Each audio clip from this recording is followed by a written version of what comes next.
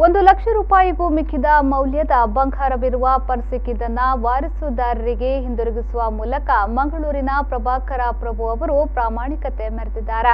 ಪ್ರಭಾಕರ ಪ್ರಭು ದಾರಿಯಲ್ಲಿ ಬರುತ್ತಿರುವಾಗ ಸಹ್ಯಾದ್ರಿ ಕಾಲೇಜಿನ ಬಳಿ ಒಂದು ಪರ್ಸ್ ಸಿಕ್ಕಿದ್ದು ಅದರಲ್ಲಿ ಅಂದಾಜು 1,00,000 ರೂಪಾಯಿ ಮಿಕ್ಕಿ ಮೌಲ್ಯದ ಚಿನ್ನದ ಗಟ್ಟಿ ಇತ್ತು.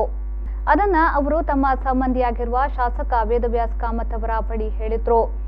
ವೇದವ್ಯಾಸ್ ಕಾಮತ್ ಅವರ ಸಲಹೆಯಂತೆ ಮಹಾಲಕ್ಷ್ಮಿ ಜ್ಯುವೆಲ್ಲರ್ಸ್ ಮಾಲಕರಾಗಿರುವ ರವೀಂದ್ರ ನಿಕಮ್ ಅವರು ತಮ್ಮ ಆಪ್ತರ ವಲಯದಲ್ಲಿ ಈ ಬಗ್ಗೆ ಪ್ರಸ್ತಾಪಿಸಿದಾಗ ಅದು ಅಡ್ಯಾರ್ ಬಳಿಯ ನಿವಾಸಿ ಕೃಷ್ಣ ಆಚಾರ್ ಅವರಿಗೆ ಸೇರಿತು ಎಂದು ತಿಳಿಯಿತು.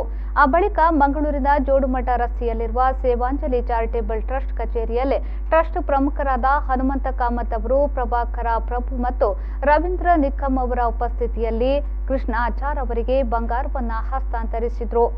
ನಾನು ಕೆನರಾ ಇಂಜಿನಿಯರಿಂಗ್ಗೆ ಹೋಗಿದ್ದೆ ಬೆಂಜನ್ಪದವು. ಅಲ್ಲಿಂದ ರಿಟರ್ನ್ ಬರುವಾಗ ಹೈವೇಯಲ್ಲಿ ಒಂದು ಪರ್ಸ್ ಬಿದ್ದಿತ್ತು. ಅದನ್ನು ನೋಡಿ ಗಾಡಿ ನಿಲ್ಲಿಸಿ ನನ್ನ ಒಟ್ಟಿಗೆ ಒಬ್ಬ ಹೆಲ್ಪರ್ ಇದ್ದ, ಅವನನ್ನು ತರಲಿಕ್ಕೆ ಹೇಳಿದೆ. ಅವ ಅದು ಖಾಲಿ ಅಂತ ಹೇಳಿದ ಮೊದಲು.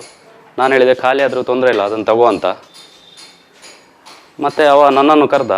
ಗಾಡಿ ತಿರುಗಿಸಿ ಅಲ್ಲಿ ತಲುಪುದ್ರೊಳಗೆ ಅಲ್ಲಿ ಒಂದು ಜನ ಒಬ್ಬರು ನಿಂತಿದ್ದರು. ಅವರದನ್ನು ಕಾಲಲ್ಲಿ ತಳ್ತಾ ಅದನ್ನು ಸ್ವಲ್ಪ ಅಲ್ಲಿ ತೋಡಿಗೆ ಹಾಕಿದರು. ಅಷ್ಟರೊಳಗೆ ನಾವು ಅಲ್ಲಿ ತಲುಪಿ ಆ ಪರ್ಸ್ ನಾವು ತೆಗೆದು ನೋಡಿ, ಮೊದಲು ನಾನು ಅದನ್ನೇ ನಾವೊಂದು ಬೇರೆ ತಾಜ್ನಾಗೆ ಕಾಣ್ತಿತ್ತು. ಮತ್ತು ಅದು ರಿಪೋರ್ಟ್ ಎಲ್ಲ ನೋಡುವಾಗ ಚಿನ್ನ ಅಂತ ಗೊತ್ತಾಯಿತು. ನಾನು ಅದನ್ನು ಒಳಗಿಟ್ಟು ಹೋಗುವ ಅಂತ ಹೇಳುವಾಗ ಅಲ್ಲಿದ್ದವರು ಇವನ ಹತ್ರ ಹೇಳಿದರು, ನನ್ನ ಹೆಲ್ಪರ್ ಹತ್ರ, ಅದು ನಿಮ್ದ ಅಂತ. ಹೌದು ಅಂತೇಳಿ ನಾವು ಸೀದಾ ಅದನ್ನು ತಗೊಂಡು ಬಂದೆವು.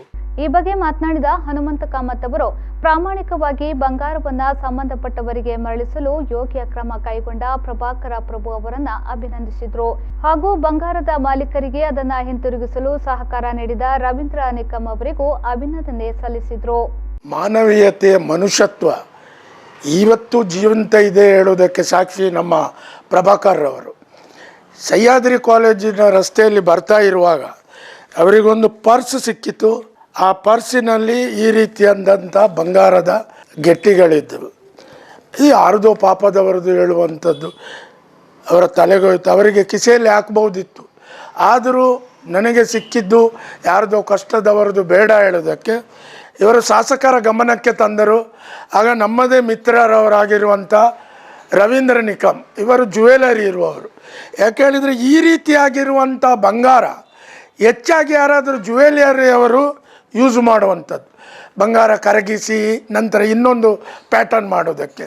ಹಾಗಾಗಿ ಇವರನ್ನು ಸಂಪರ್ಕಿಸಿ ನೋಡಿ, ಹೀಗೆ ಒಂದು ಸಿಕ್ಕಿದೆ, ಇದರ ಬಗ್ಗೆ ಯಾರ್ದಾದರೂ ನೀವು ಪತ್ತೆ ಹಚ್ಚಿದರೆ ಅವರಿಗೆ ಹಿಂತಿರುಗಿಸಬಹುದು ಹೇಳುವಂಥದ್ದನ್ನು ರವೀಂದ್ರ ನಿಕಮ್ರವರಿಗೆ ಹೇಳಿದಾಗ ಅವರು ಈ ಬಗ್ಗೆ ಯಾರಿಗೆ ಎಂಥದ್ದು ಹೇಳಿದರೆ ಅವರದೊಂದು ಮಂಗಳೂರಿನಲ್ಲಿ ಬಂಗಾರದು ಮರಾಠ ಅವರದೊಂದು ಅಸೋಸಿಯೇಷನ್ ಇದೆ.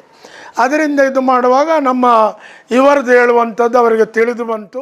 ನಾನು ನಿನ್ನೆ ಅದು ಮಧ್ಯಾಹ್ನ 1 ಗಂಟೆಗೆ ಟೆಸ್ಟ್ ಮಾಡಿಸಿ ಮನೆಗೆ ಹೋದೆ ಊಟಕ್ಕೆ ಅಂತ.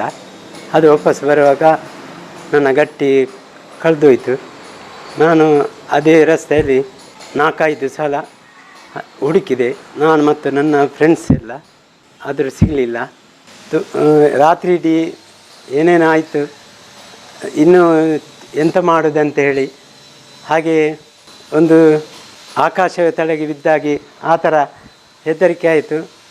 ಹಾಗೆ ರವಿಯಣ್ಣ ಮತ್ತು ಪ್ರಭಾಕರ್ ಅವರು ನನಗೆ ಕರೆದು ಕೊಡುವಾಗ ತುಂಬ ಸಂತೋಷವಾಯಿತು. ಅವರಿಗೆ